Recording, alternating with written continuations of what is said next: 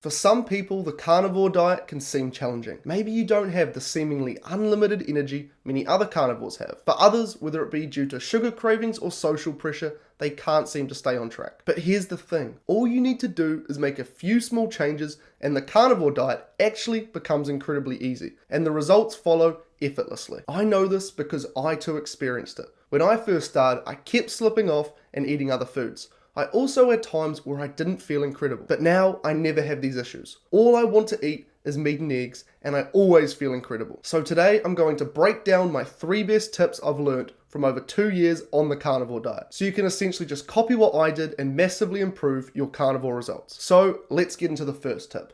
99.9% of the time when someone tells me they're not feeling incredible on carnivore, it comes down to one of 2 things. The first is that they've just started.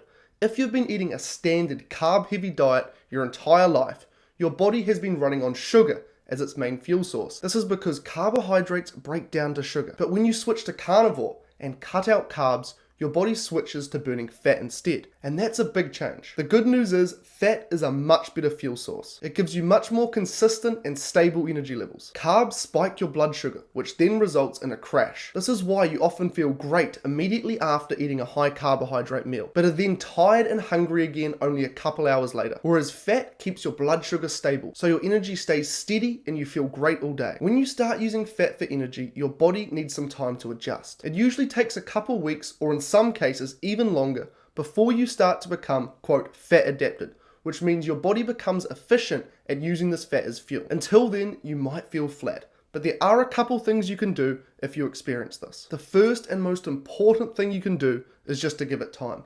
Once your body adapts to burning fat, you'll likely feel great. It literally is that simple for most people. But in the meantime, a great thing to do is add more salt. When you eat carbs and get this large blood sugar spike, your body releases a lot of a hormone called insulin. This is because large quantities of sugar in your blood is very toxic. So insulin is released to move sugar from your bloodstream and into your cells. But insulin also has another job. It also helps your kidneys to hold on to sodium. So when you cut carbs and no longer have these large blood sugar spikes, your body therefore produces less insulin, which generally is a very good thing. However, for some people, this can temporarily cause the kidneys to retain less sodium. Sodium helps your body retain water. So when your sodium levels are low, your body also retains less water, which can make you feel tired, dizzy, or give you cramps. This is what people call the keto flu. Now, salt is 40% sodium. So the solution to the sodium retention issue when you're starting carnivore is simply to add more salt. I always recommend to people to salt their food to taste.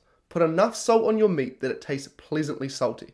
Now, at the start, this might feel like a lot of salt, but over time, your body adapts to this low carbohydrate state and becomes efficient at retaining sodium with less insulin. So you start holding on to sodium better, and naturally you'll put less salt on your food. So if you have less energy when starting out on carnivore, simply give it time and add more salt. Now, if you've been carnivore for a while and you still don't feel great, it's usually due to one thing. This actually happened to me.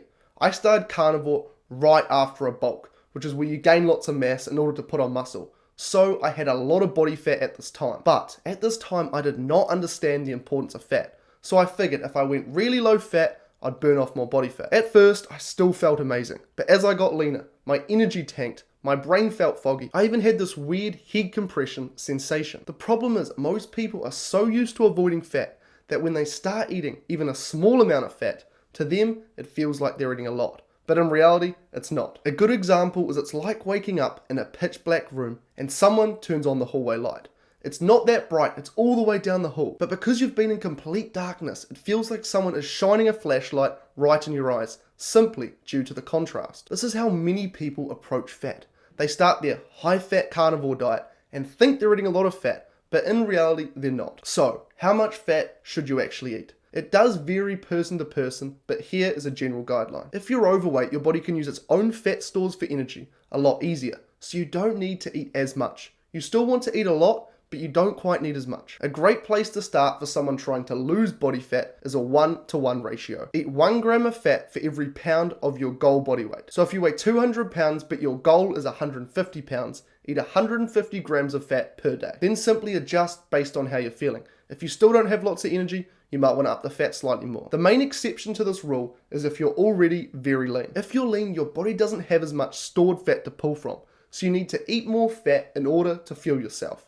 When you're very lean, your body doesn't want to burn through the last of its stored fat because fat is your body's energy reserves, so it starts conserving energy. That's why if you're not eating enough dietary fat and you're very lean, your energy crashes. So if you are one of these lean individuals who's not trying to lose weight, try starting with 1.3 grams of fat per pound of your ideal weight. That's why I had to massively increase my fat intake as soon as I got leaner. For a while there, I wasn't feeling great, but as soon as I added in the extra fat, everything changed. I felt like a different person. A lot of people quit carnivore because they think it's not working simply because they don't have lots of energy. But really, they just aren't eating enough fat. So to sum up so far, if you've started carnivore and don't feel great, add some more salt and give it time. But as a whole, if you aren't feeling amazing, the number one tip, the absolute best thing you can do is to increase your fat intake. That one shift can make all the difference. But here's the thing. The most important factor for having lots of energy and being successful in general on carnivore is that you manage to stay on track. All it takes is a few small changes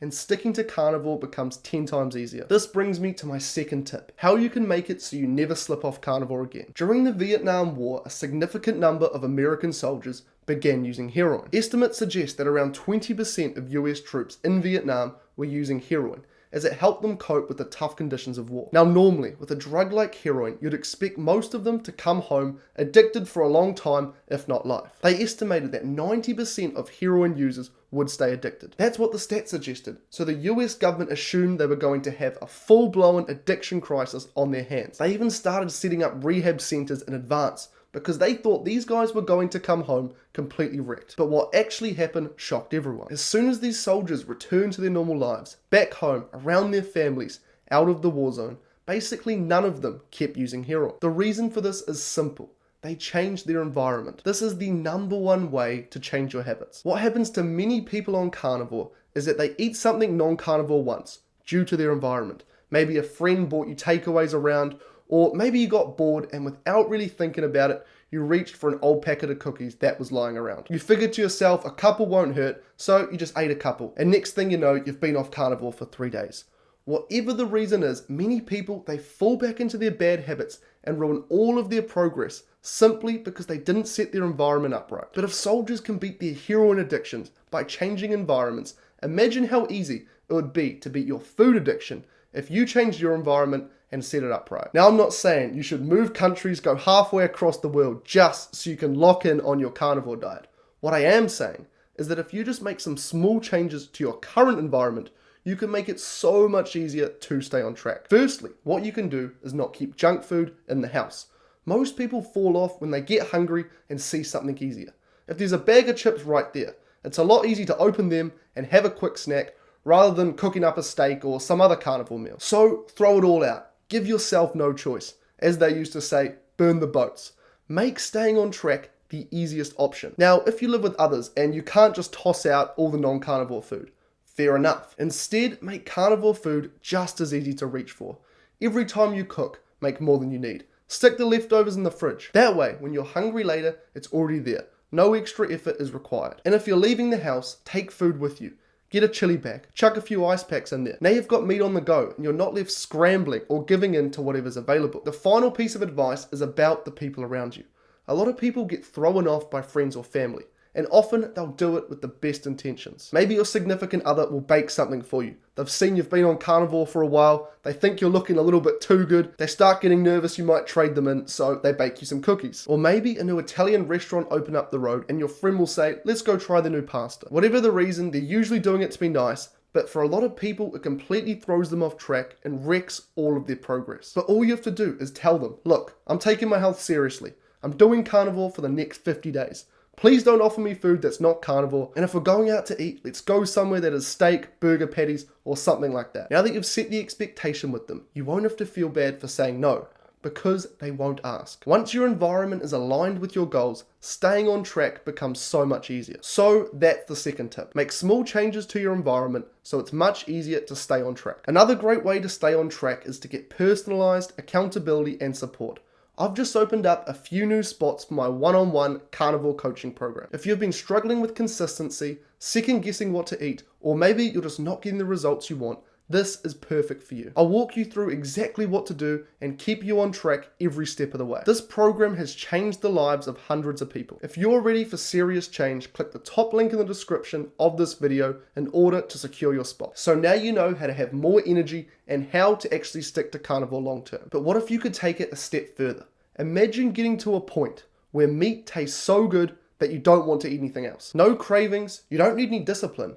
You're not forcing yourself to stay on track, you're just naturally doing it. This is what the third tip is all about. How to make it so you never get sick of meat and genuinely don't want to eat anything else. This final tip might be the simplest, but for me it's what made all the difference. What I did, and what a lot of people do, is they tell themselves they're going to be carnivore forever, and that they're never going to eat a single other thing ever again. But at the start, that takes a ton of willpower. You get a craving, you see your favorite food, and it's so easy to say, you know what, screw it, I'll start again tomorrow. What most people don't realize is that after about 30 to 50 days on carnivore, you literally get to eat your favorite food for every single meal. The problem is most people's taste buds are completely destroyed. If in the past you've eaten lots of hyper-processed junk, or even fruit that's been manipulated to be ridiculously sweet, way sweeter than it is in nature, along with lots of seasoning on every meal, your taste buds are just overwhelmed with flavor. So when you switch to just meat, eggs, beef, bacon,